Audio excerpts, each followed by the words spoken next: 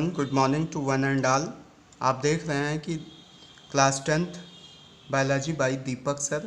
पिछले वीडियो में आपने लीवर, उसके स्ट्रक्चर, पोजीशन और फंक्शंस के बारे में देखा और इस वीडियो के माध्यम से मैं आपको स्मॉल इंटेस्टाइन के बारे में और स्मॉल इंटेस्टाइन के पार्ट्स और उनके फंक्शंस के बारे में बताने की कोशिश कर रहा हूँ।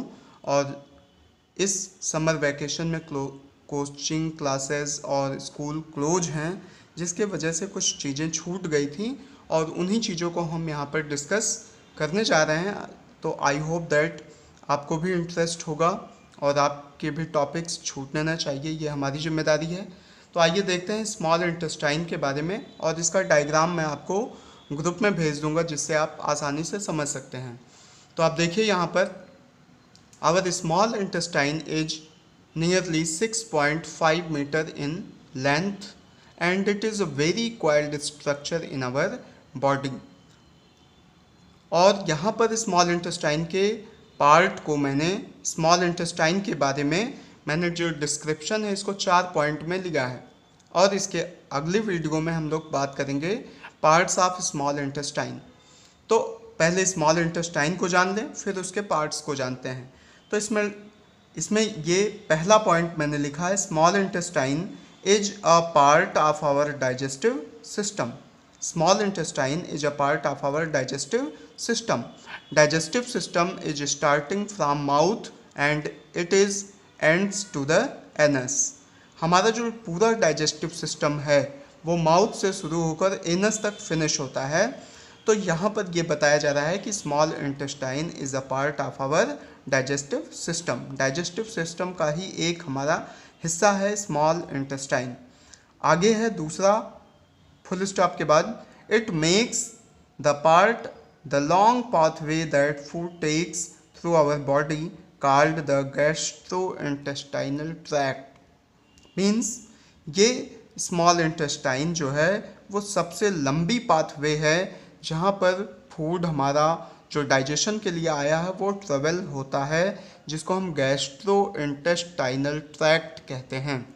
जिस पाथ से हमारा फूड मूव करने वाला है या मूव कर रहा होता है, इस पूरे पाथ को हम गैस्ट्रोइंटेस्टाइनल ट्रैक्ट कहते हैं।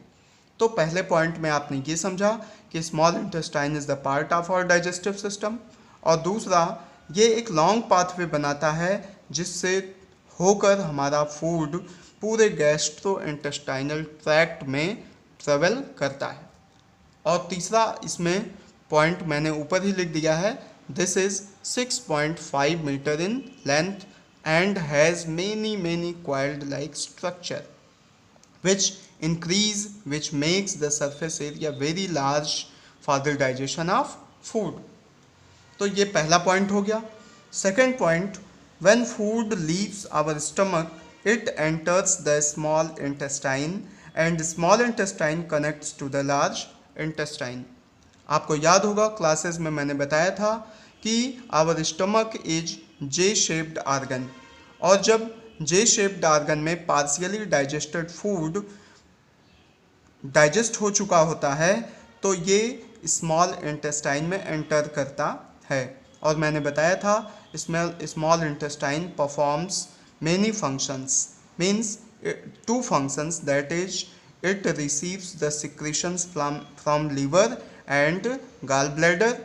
और दूसरा मैंने फंक्शन बताया था कि ये इसमें इंटेस्टाइनल जूस रिलीज करती हैं जिसके वजह से फूड ईजिली डाइजेस्ट होता है। तो वही लिखा है कि when food leaves our stomach, जब partially digested food J shaped organ stomach से लीव करता है तो ये फाइनली एंटर करता है स्मॉल इंटेस्टाइन में। And small intestine is also called as small bowel, and this small bowel या small intestine connects to the large intestine and large intestine is also called as large bowel, BOWEL। तो आप ये समझ रहे हैं कि stomach में partially digested food small intestine में पहुंचा और स्मॉल इंटेस्टाइन कनेक्ट्स किससे है, लार्ज इंटेस्टाइन से। तो ये सेकेंड पार्ट आपका कंप्लीट हो गया।